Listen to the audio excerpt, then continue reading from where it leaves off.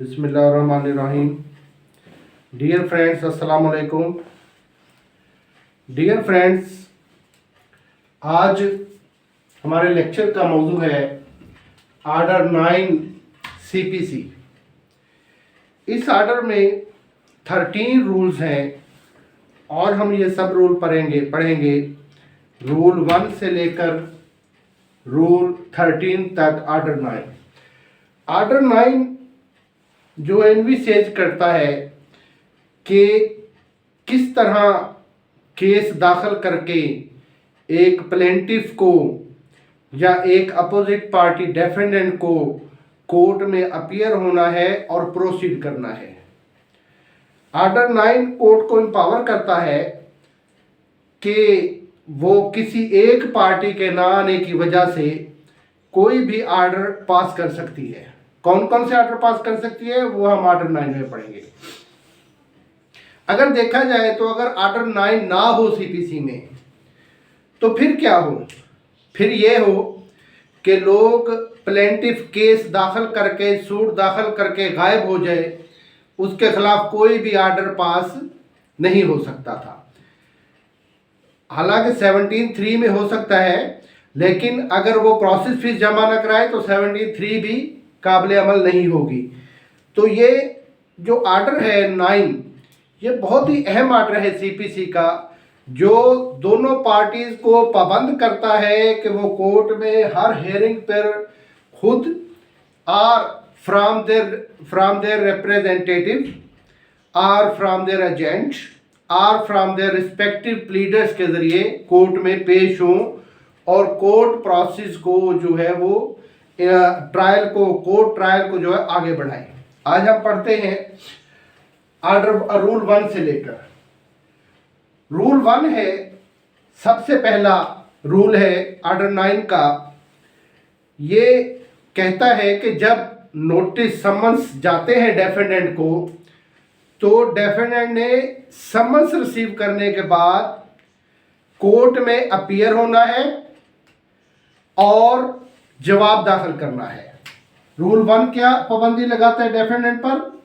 डेफेंडेंट पर पाबंदी लगाता है डेफेंडेंट विल अपीयर एंड आंसर, कि डेफेंडेंट पेश होगा और जवाब देगा। कैसे पेश होगा? रूल 1 ही कहता है कि पार्टीज इन पर्सन पेश हो, इन पर्सन भी पेश हो सकती है, या देयर रिस्पेक्टिव प्लीडर्स,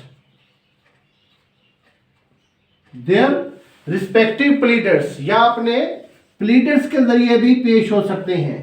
रूल 1 ही पाबंदी लगा देता है डेफेंडेंट पर कि आपने समन्स सर्विस होने के बाद लाजमन कोर्ट में अपीयर होना है और जवाब दाखिल कराना है। कैसे अपीयर हो? और पार्टीज पर भी पाबंदी लगा देता है। दोनों पार्टीज, रूल 1 में पार्टीज का लफ्ज इस्तेमाल हुआ है, पहले लाइन में डेफेंडेंट का लफ्ज इस्तेमाल हुआ है, फिर पार्टीज का लफ्ज इस्तेमाल हुआ है। इन पर्सन पेश हो और देयर रिस्पेक्टिव प्लीडर्स। सीपीसी में रूल 1 में जो प्लीडर्स के लिए लफ्ज यूज हुआ है वो क्या हुआ है? रिस्पेक्टिव प्लीडर्स। खुद सीपीसी में रिस्पेक्टिव प्लीडर्स का लफ्ज इस्तेमाल हुआ है। आजकल हमारी कोर्टों में जो आम प्रैक्टिस है कि जो रिस्पेक्टिव एडवोकेट्स हैं उनको जजेस जो है वो उस तरीके से, उस रिस्पेक्ट से कॉल नहीं करते जिस तरह कानून ने कहा है। अभी सीपीसी ने खुद रिस्पेक्टिव का वर्ड इस्तेमाल किया है, कानून ने, लॉ ने खुद रिस्पेक्टिव का वर्ड इस्तेमाल किया है। किसके लिए? For advocates. इसी पॉइंट को देकर सुप्रीम कोर्ट की बहुत सी अथॉरिटीज हैं कि जजेस जब वकला को कॉल करें तो उनके साथ रिस्पेक्टिव या लर्नेड या मोहतरम के लफ्ज लाजमन इस्तेमाल किए जाएं। तो यही वो वजह है जो एडवोकेट्स को, जजेस को जो है कानून पाबंद करता है कि एडवोकेट्स के साथ रिस्पेक्टिव या लर्नेड का लफ्ज लाजमन इस्तेमाल किया जाए। अब डेफिनेंट पर समन सर्विस हो गए और वो कोर्ट में पेश हुआ रूल 1 के तहत। अगर वो कोई जवाब दाखिल कराता है तो वेल एंड गुड, वरना कोर्ट अजर्न कर सकती है केस। अब रूल 2 में है कि रूल 1 में तो है कि समन सर्विस हो गए, रूल 2 में है कि समन्स सर्विस ही नहीं हुए। क्यों सर्विस नहीं हुए? क्योंकि जो प्लेंटिफ है उसने पोस्टल चार्जेस जो है वो पे नहीं किए थे। प्लेंटिफ ने पोस्टल चार्जेस पे नहीं किए थे, जिसकी वजह से समन इशू ही नहीं हो सके। तो इस हालत में कोर्ट क्या करेगी? इस हालत में कोर्ट जो है वो सूट डिसमिस कर देगी। Suit dismiss due to non payment of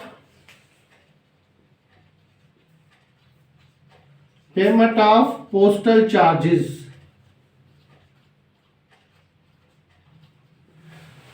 अब डेफिनेंट ने, प्लेंटिफ ने पोस्टल चार्जेस ही नहीं दिए थे, जिसकी वजह से समन इशू नहीं हो सके।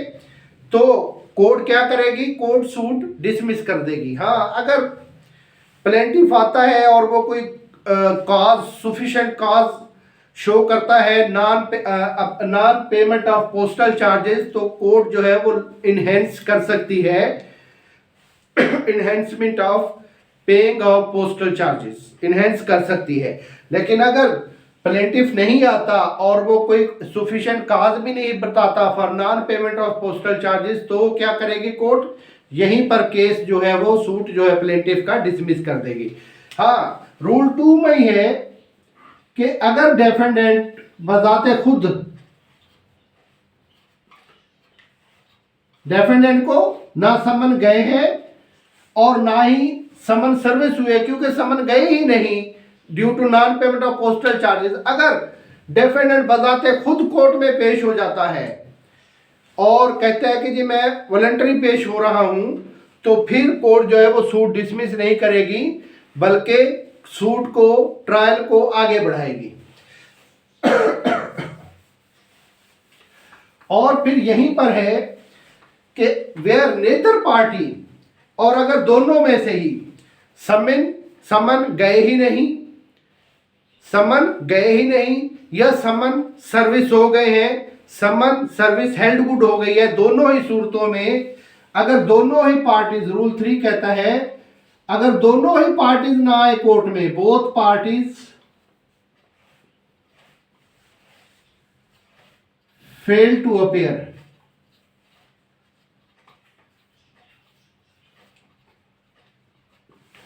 समन या तो समन गए ही नहीं या समन सर्विस हो गए हैं। दोनों सूरतों में जब हेयरिंग है, दोनों पार्टियों में से कोई भी कोर्ट में पेश नहीं होती, ना प्लेंटिफ पेश होता है ना डेफेंडेंट पेश होता है। खुद इन पर्सन पेश होना लाजमी नहीं है, उनके प्लीडर्स पेश हो सकते हैं। अगर वो भी नहीं होते तो फिर ऐसी सूरत में कोर्ट क्या करेगी? ऐसी सूरत में कोर्ट जो है वो सूट डिसमिस कर देगी, सूट डिसमिस कर देगी। अब 2 और 3 आप समझे। 2 में है कि प्लेंटिफ ने पोस्टल चार्जेस दिए ही नहीं, सूट डिसमिस हो गया। 3 में है कि प्लेंटिफ ने पोस्टल चार्जेस दिए लेकिन दोनों पार्टियों में से कोई भी पेश नहीं हुआ, तो अब भी सूट डिसमिस हो जाएगा। अगर इन दोनों सूरतों में सूट डिसमिस हो, non payment of postal charges यानी प्रोसेस फीस, या non appearing of both the parties, 2 और 3, रूल 2 एंड 3, रूल 2 और 3 के तहत अगर सूट डिसमिस हो जाए तो फिर क्या होगा? फिर प्लेंटिफ के पास 2 रास्ते हैं। रूल 4 में कौन कौन सा रास्ता है? नंबर वन वो फ्रेश सूट दाखिल कर सकता है।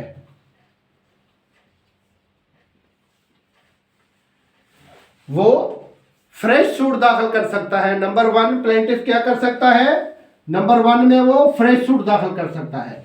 लेकिन फ्रेश सूट दाखिल करने में एक उसको पाबंदी का सामना करना पड़ेगा। वो क्या पाबंदी होगी, वो होगी फ्रेश सूट तो दाखिल कर सकता है but subject to limitation, subject to limitation. उसने जो पहला सूट दाखिल किया था वो सूट अगर फ्रेश सूट दाखिल करेगा तो ऐसा समझा जाएगा कि जो पहला सूट था डिसमिस हुआ 2 या 3 में वो दाखिल ही नहीं हुआ था, लिमिटेशन अप्लाई होगी। मिसाल के तौर पर मिसाल मैं आपको देता हूं एग्जांपल, एक स्पेसिफिक परफॉर्मेंस ऑफ कॉन्ट्रैक्ट का सूट है। स्पेसिफिक परफॉर्मेंस आपको पता है 3 साल उसकी लिमिटेशन पीरियड होती है।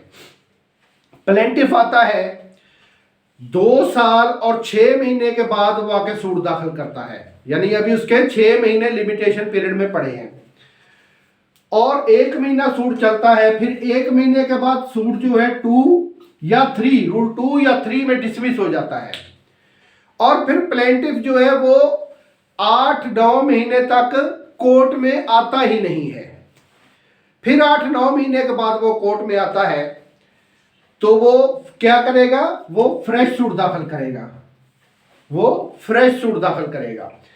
तो फ्रेश सूट दाखिल करेगा तो वो कहेगा कि 2 साल 6 माह पहले उसने डिले किया या डिले नहीं किया, यानी 2 साल 6 माह गुजर चुके थे लिमिटेशन को, 1 माह सूट चला 2 साल 7 माह गुजर गए, बाकी उसके पास कितने बचे थे 5 महीने। वो आता है 8 महीने के बाद, यानी 3 मंथ जो है वो डिले है, इसमें 3 मंथ जो है वो डिले है।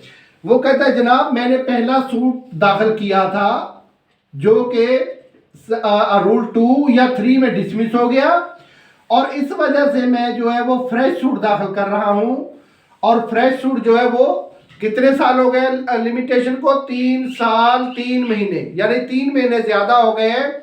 तो क्योंकि मैंने मैंने पहला सूट जो है वो 2 साल 6 माह में दाखिल किया था, इस वजह से मुझे दूसरा सूट में वही लिमिटेशन दी जाए 2 साल 6 माह, ऐसा नहीं होगा। उसकी लिमिटेशन कब से स्टार्ट होगी, वहीं से फर्स्ट पॉइंट से जब उसने पहला केस दाखिल किया था। वो पहला केस दाखिल करने की वजह से उसको लिमिटेशन में 3 माह का गैप नहीं दिया जाएगा। तो सब्जेक्ट फ्रेश सूट दाखिल कर सकता है but subject to the limitation, limitation में कोई लिनेंसी उसको नहीं दी जाएगी और लिमिटेशन ऐसे काउंट होगी जैसे कि पहला सूट जो है, फर्स्ट सूट जो है वो दाखिल ही नहीं हुआ था। तो फ्रेश सूट दाखिल कर सकता है but subject to the limitation. या नंबर 2 है वो अप्लाई कर सकता है, एप्लीकेशन दे सकता है, apply for set aside dismissal order.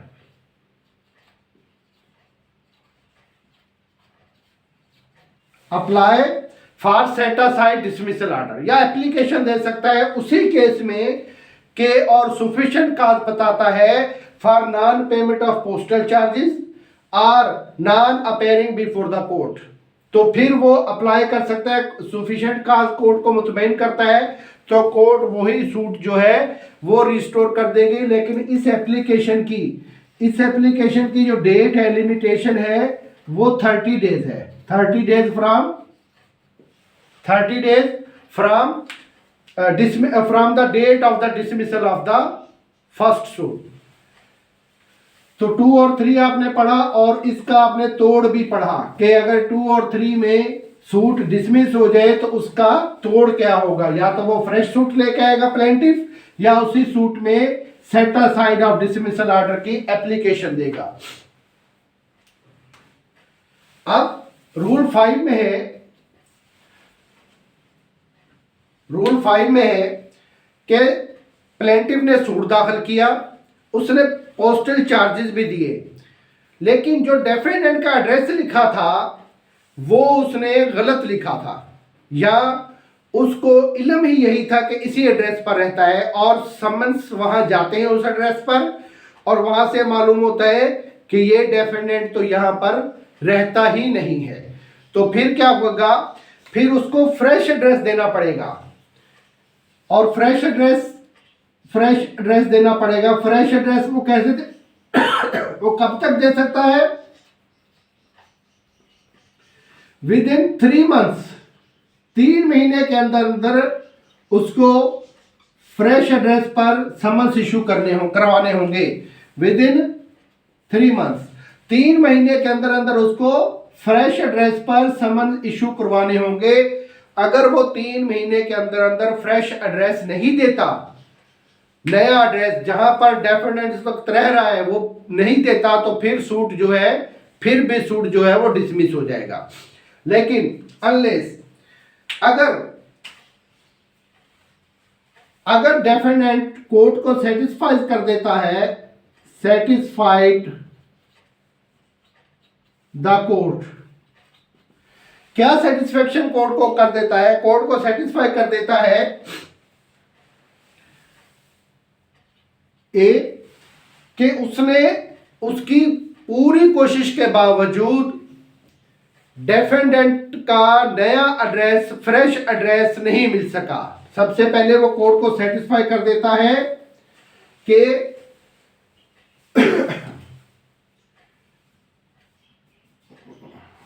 Fail to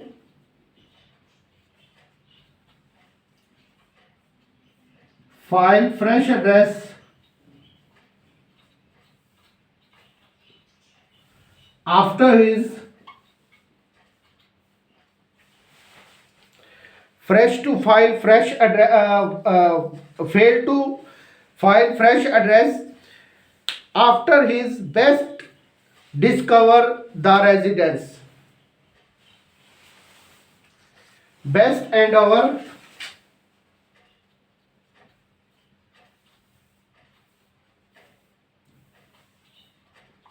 to discover the residence। Number 1, वो कोर्ट को सेटिस्फाई करता है कि उसने सरतोड़ कोशिश की मगर फ्रेश रेजिडेंस जो है वो डेफिनेट का नहीं मिल सका, तो कोर्ट इस सूरत में उसको टाइम ग्रांट कर देगी।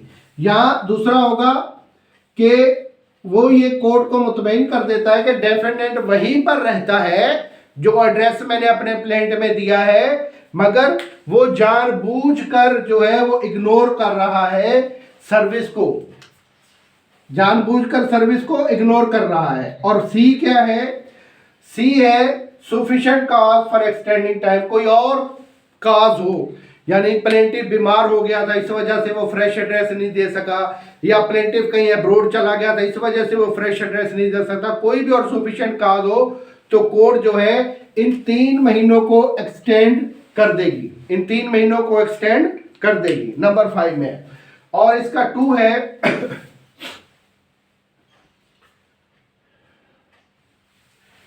और अगर ये सूट डिसमिस हो जाता है रूल 5 में, यानी कि 3 महीने तक उसने एड्रेस नहीं दिया और उसने कोई सफिशिएंट काज भी नहीं बताया, अगर ये डिसमिस हो जाता है तो फिर रूल 5 सब रूल 2 में उसको जो है वो फ्रेश सूट लेके आ सकता है, फ्रेश सूट भी दाखिल कर सकता है, बट सब्जेक्ट टू लिमिटेशन, वही जो 4 वाला था कि लिमिटेशन सब्जेक्ट टू लिमिटेशन। अगर 5 में डिसमिस होता है तब भी वो फ्रेश सूट लेके आ सकता है प्लेंटिव, लेकिन लिमिटेशन ऐसे ही होगी जैसे ये फ्रेश सूट जो है ये पहली दफा दाखिल हो रहा है, जो पहला प्रायर सूट था उससे लिमिटेशन काउंट नहीं की जाएगी। तो रूल 1, रूल 2, रूल 3 में डिसमिस होता है तब भी फ्रेश सूट और वही सूट भी रिस्टोर कराया जा सकता है। रूल 5 में डिसमिस होता है तब भी फ्रेश सूट, और रूल 6 रूल 6, 7, 8, 9 ये हम इकट्ठे पढ़ाते हैं।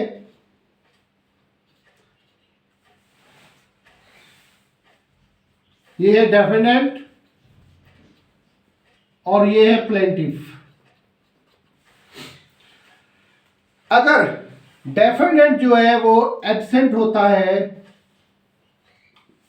डेफिनेंट जो है वो एब्सेंट होता है, तो रूल 6 में है, रूल 6 ए है। ए में क्या क्या प्लेंटिफ को होंगी रूल 6 में? अगर डेफिनेंट एब्सेंट होता है तो प्लेंटिफ को कौन सी बेनिफिट्स मिलेंगे?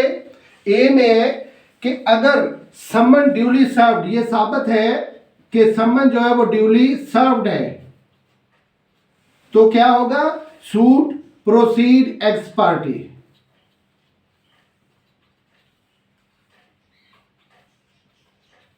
रूल 6 में। और अगर यह साबित होता है कि समन्स नॉट ड्यूली, बी में है कि summons not served, summon service नहीं हुए, तो फिर क्या होगा? फिर जो है वो कोर्ट फ्रेश समन्स का ऑर्डर करेगी, फ्रेश समन्स का ऑर्डर करेगी। और अगर ये अपेयर होता है कि समन सर्विस तो हो गए हैं मगर बहुत कम टाइम में सर्विस हुए, बहुत कम वक्त था, यानी कि जो सर्विस हुए हैं वो पिछले एक दिन पहले हुए हैं आज के दिन से, तो फिर क्या कोर्ट करेगी? कोर्ट ये डिसाइड करेगी कि आया उसके पास, डेफिनेट के पास सफिशिएंट टाइम था कोर्ट तक पहुंचने के लिए। अगर कोर्ट ये डिसाइड करते हैं कि डेफिनेट के पास सफिशिएंट टाइम नहीं था कोर्ट तक पहुंचने के लिए, तो फिर कोर्ट क्या करेगी? कोर्ट फ्रेश नोट डेट अजर्न कर देगी सूट को, और फ्रेश डेट देगी और नोटिस देगी डेफिनेट को for appearing on the next date of hearing तक। और अगर ये इसी रूल 6 में ही है कि अगर ये साबित होता है कि समन्स जो है वो टाइम पर क्यों सर्व नहीं हुए डेफिनेट से, और अगर ये जाहिर होता है कि प्लेंटिफ की फेल्यूर की वजह से समन टाइम पर सर्व नहीं हुए, तो प्लेंटिफ पर कोर्ट कास्ट भी डाल सकती है for postponement of the hearing. कैसे? प्लेंटिफ की फेल्यूर की वजह से सर्विस जो है वो टाइम पर नहीं हुई कि उसने पोस्टल चार्जेस जो है वो टाइम पर जमा नहीं कराए, जिसकी वजह से समन इशू नहीं हो सके टाइम पर, और लेट समन इशू हुए और लेट सर्विस हुई। तो ऐसी सूरत में कोर्ट जो है वो सूट को अजर्न करेगी और फ्रेश नोटिस इशू करेगी और प्लेंटिफ पर कास्ट भी डाल सकती है कोर्ट। अभी देखा आपने कि अगर डेफिनेट एब्सेंट हो फिर क्या होगा, और अगर प्लेंटिफ एब्सेंट हो 8 में है, और अगर प्लेंटिफ एब्सेंट हो तो फिर क्या होगा? फिर होगा कोर्ट जो है वो डिसमिस कर देगी सूट को, कोर्ट जो है वो सूट को डिसमिस कर देगी। 6 में है कि अगर डेफिनेट एब्सेंट हो तो क्या होगा? या तो एक्स पार्टी प्रोसीडिंग आगे चलेगी या फ्रेश समन्स इश्यू होंगे, और अगर प्लेंटिफ एब्सेंट हो तो क्या होगा? सूट डिसमिस हो जाएगा। अब अगर डेफिनेट एब्सेंट हो और एक्स पार्टी हो गया है सूट, तो डेफिनेट के पास क्या रेमेडी है? और अगर प्लेंटिफ एब्सेंट था और रूल 8 में सूट डिसमिस हो गया, तो प्लेंटिफ के पास क्या रेमेडी है? डेफिनेट के पास है रूल 7 की रेमेडी। रूल 7 की रेमेडी, रूल 7 की रेमेडी क्या है? डेफिनेट जो है वो अप्लाई कर सकता है for set aside dismissal, for set aside x party order.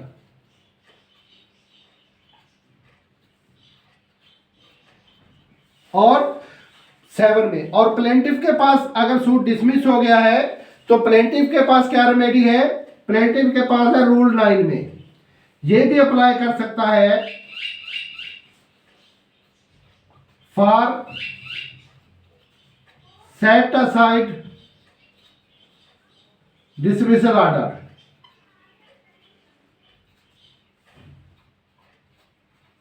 दोनों ही अप्लाई कर सकते हैं। ये अप्लाई कर सकता है कि एक्स पार्टी आर्डर जो इसके खिलाफ हुआ है वो सेट असाइड किया जाए। ये अप्लाई कर सकता है कि जो डिसमिसल ऑर्डर हुआ है सूट वो सेट असाइड किया जाए और सूट रिस्टोर किया जाए। लेकिन ये दोनों के पास ही इसके पास लिमिट 164 लिमिटेशन एक्ट के तहत 30 डेज है। 30 days for filing of application, 30 days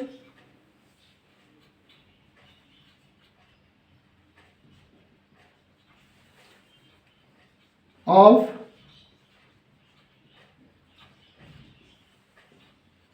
application, और इसके पास भी 30 डेज है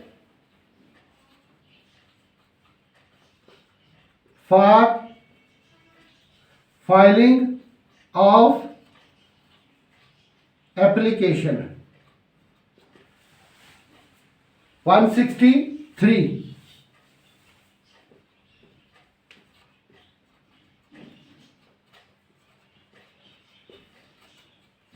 लिमिटेशन एक्ट। अब देखें दोबारा से ये समझ लें 6, 7, 8, 9। 6 में है कि अगर डेफिनेट एब्सेंट होता है और नोटिस सर्विस समन जो है वो सर्विस हो गए हैं तो एक्स पार्टी प्रोसीडिंग होगी। 8 में है कि अगर प्लेंटिफ एब्सेंट होता है तो सूट डिसमिस हो जाएगा। अगर एक्स पार्टी प्रोसीडिंग होती है तो डेफिनेट के पास रेमेडी है कि वो अप्लाई कर सकता है for set aside x party order को, और इसकी जो लिमिटेशन है 30 डेज है। जिस दिन ऑर्डर हुआ उस दिन से लेकर 30 दिन के अंदर डेफिनेट जो है वो अप्लाई कर सकता है।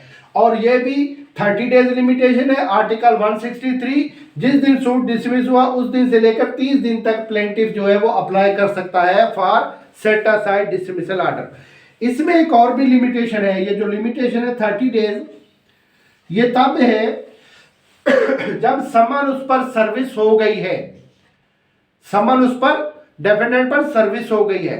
लेकिन अगर डेफिनेट आकर क्लेम करता है कि मुझ पर समन सर्विस ही नहीं हुए, तब ये जो है वो 30 डेज नहीं होगी। 164 लिमिटेशन एक्ट लिमिटेशन आर्टिकल 164 नहीं लगेगा बल्कि आर्टिकल 181 लगेगा। फिर आर्टिकल 181 जो 3 इयर्स लिमिटेशन है।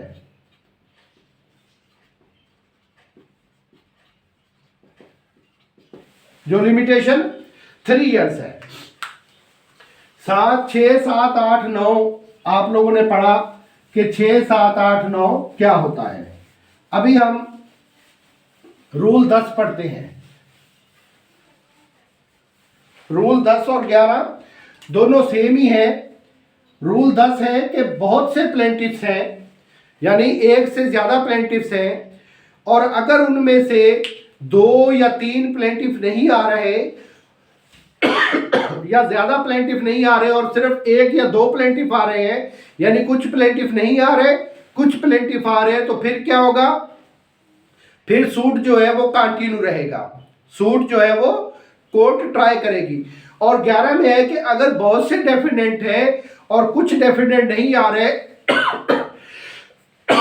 तो फिर क्या होगा? फिर ये होगा कि कोर्ट या तो उनके खिलाफ एक्सपार्टी हो जाएंगे वो, और दूसरे डेफिनेंट्स का ट्राई होगा केस, या कोर्ट जो है at the time of judgement कोई भी ऑर्डर उनके खिलाफ पास करके सूट जो है वो डिस्पोज ऑफ कर सकती है।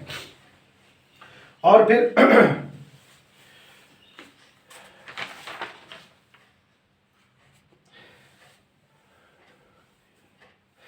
अगर कोर्ट किसी को ये ऑर्डर देती है, किसी भी पार्टी को, रूल 9 है, अगर कोर्ट किसी पार्टी को ये ऑर्डर देती है कि वो इन पर्सन पेश हो, कोर्ट ऑर्डर कर सकती है किसी भी पार्टी को दोनों में से कि इन पर्सन पेश हो, अपने प्लीडर्स के जरिए नहीं, रिस्पेक्टिव प्लीडर्स के जरिए नहीं, बल्कि इन पर्सन पेश हो।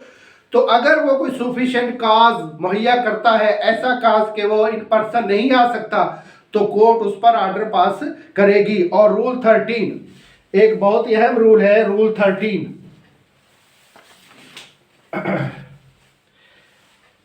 रूल 13 है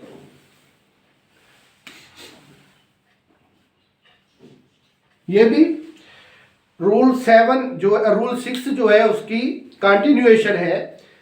रूल 13 है कि अगर एक्स पार्टी डिक्री हो जाती है, पास हो जाती है, अगर एक्स पार्टी डिक्री पास हो जाती है तो फिर डेफिनेंट क्या करे, फिर डेफिनेंट रूल 13 में जो है एप्लीकेशन देगा, apply for set aside x party decree, x party decree. Rule 13 में क्या है कि एप्लीकेशन देगा for set aside x party decree. यहां पर एक बात समझने वाली है, रूल 13 और रूल 7 में रूल 6 में एक्स पार्टी हुआ डिफेंडेंट, और अगर डिग्री पास होने से पहले वो कोर्ट में पेश हो जाता है तो फिर रूल 7 के तहत एप्लीकेशन देगा।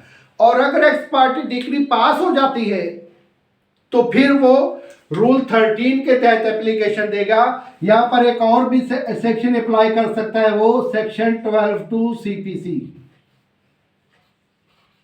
12(2) सीपीसी पर मेरे एक अलग से लेक्चर अपलोड है, वो आप सुने तो आपको ज्यादा फायदा होगा कि यहां तो वो रूल 13 में एप्लीकेशन दे सकता है for set aside x party degree, या फिर वो जो है वो या फिर सेक्शन 12(2) में एप्लीकेशन देगा कि जो डिग्री हुई है वो विद फ्रॉड, मिसरिप्रेजेंटेशन और पॉइंट ऑफ जुरिस्डिक्शन पर रिवर्स की जाए, सेट असाइड की जाए। अगर तक कोई फ्रॉड हुआ है तब वो फ्रॉड हुआ है, मिसरिप्रेजेंटेशन हुआ है। कौन कौन सा फ्रॉड हुआ है? मिसरिप्रेजेंटेशन,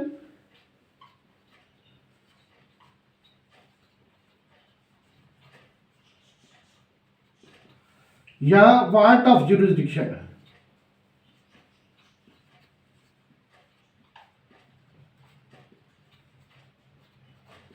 अगर इन तीनों में से कुछ हुआ है तो फिर वो क्या करेगा, वो 12(2) में जाएगा। अगर नहीं तो फिर वो रूल 13 के तहत भी एप्लीकेशन दे सकता है for set aside x party orders. इसमें उसका रूल 13 में वो क्या करेगा, वो कोर्ट को यकीन दिलवाएगा कि summons not duly serve. Rule 13 में क्या करेगा, summons not duly served, summon जो है वो सर्विसिंग हुए, या वो क्या करेगा, या वो सुफिशिएंट काज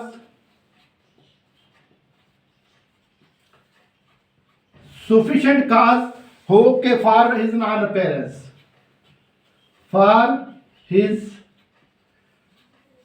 अपेयरेंस,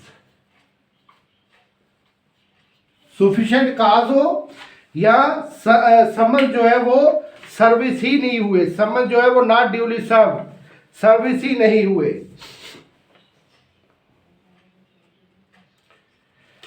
अब 13 में एक चीज है, रूल 13 में, कि रूल 13 तब अप्लाई होता है जब एक्स पार्टी डिग्री पास हो चुकी हो, जब एक्स पार्टी डिग्री पास हो चुकी हो।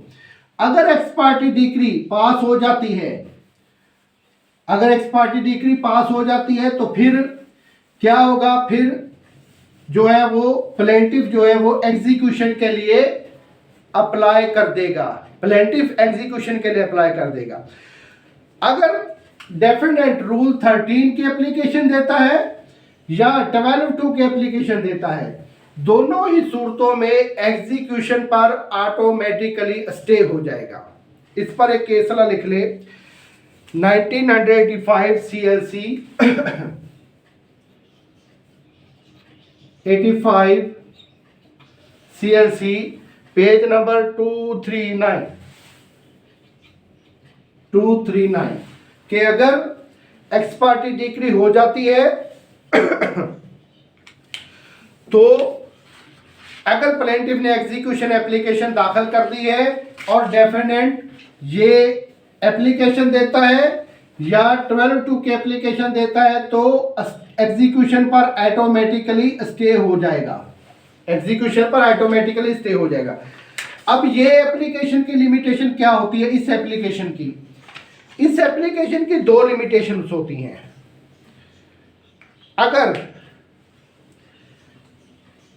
अगर तो समन जो है वो ड्यूली सर्व्ड थे,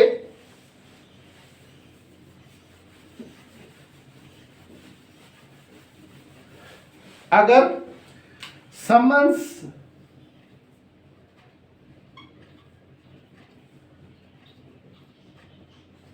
ड्यूली सर्व्ड थे तो 30 days from the service of summons, के जिस दिन समन सर्विस हुए तब से लेकर 30 डेज जो है उसके पास तब से लेकर, अगर सर्विस समन्स ड्यूली सर्व्ड थे तो जिस दिन डिक्री पास हुई उस दिन से लेकर 30 दिन के अंदर वो एप्लीकेशन दे सकता है। अगर समन ड्यूली सर्व्ड थे, समन सर्विस हो चुकी थी या डेफिनेट अपीयर हो गया था, फिर वो गुम हो गया, तब वो जो है वो 13 के तहत 30 दिन के अंदर दे सकता है। और अगर डेफिनेट कहता है कि समन्स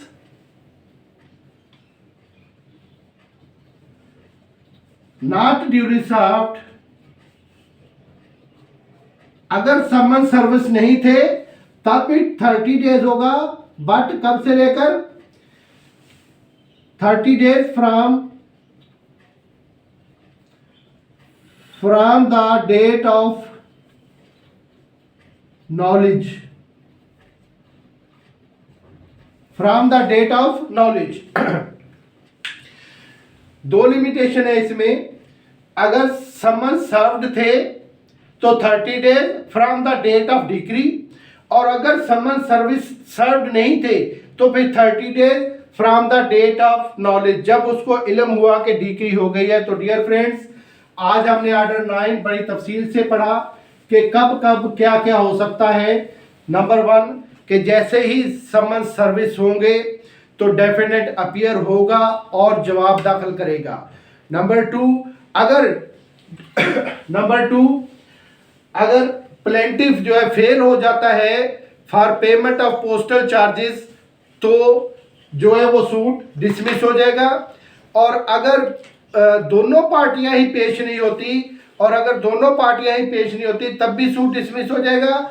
और अगर सूट डिसमिस हो जाता है इन दोनों वजूहात से तो प्लेंटिफ या तो फ्रेश सूट दाखिल कर सकता है या उसी सूट पे अप्लाई कर सकता है for restoration of set aside dismissal order. और नंबर 5 में है अगर सूट डिसमिस हो जाता है इस वजह से कि समन्स जो है वो जिस एड्रेस पर भेजे गए थे वहां डेफिनेट रहता ही नहीं है, तो फिर प्लेंटिफ जो है वो 3 महीने के अंदर अंदर फ्रेश एड्रेस पेश करेगा, अदरवाइज सूट डिसमिस हो जाएगा। और 6, 7, 8 और 9 है। 6 है कि अगर डेफिनेट अपीयर नहीं होता तो एक्स पार्टी प्रोसीडिंग होगी। 8 है कि अगर प्लेंटिफ अपीयर नहीं होता तो सूट डिसमिस हो जाएगा।